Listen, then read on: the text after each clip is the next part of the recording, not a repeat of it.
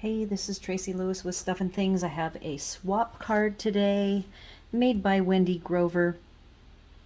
It uses two-tone-flora, the stamp set, and the dies.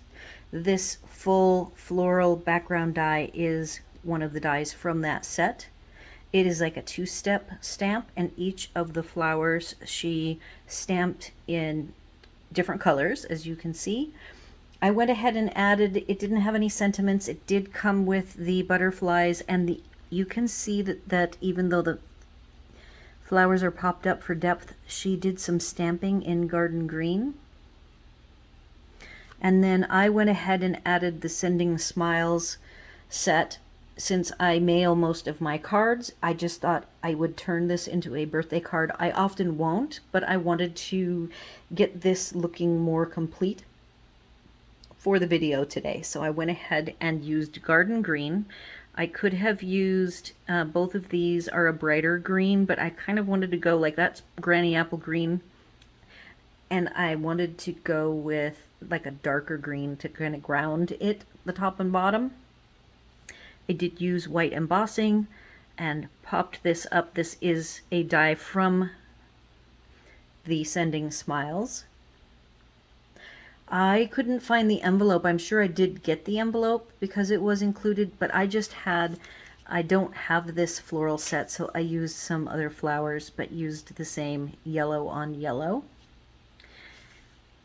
And I think the inside, this inside has the stamped flower to match. Is just a nice white single matte. I think it's a nice added effect to add mattes on the inside. I know my card class instructors who make us do the design for our cards always matte the inside.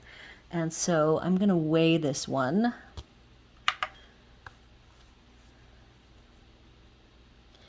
With the envelope, and it is actually quite light. It says 0.7, so there's a lot, there could be room for more mattes. And these butterflies were included.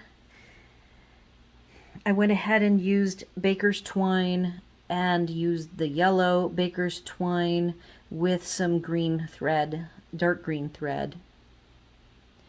I did, since putting this card together, end up buying the set, this year's set of 5 baker's twine colors, because I was so thrilled that we had baker's twine with the colors. I still want my metallic baker's twine, but I'll take colored baker's twine. So I think that looks nice. And that is it for today, just something really quick. Leave any of your comments, questions, or concerns here on the video. I'll have the supplies list over on my blog.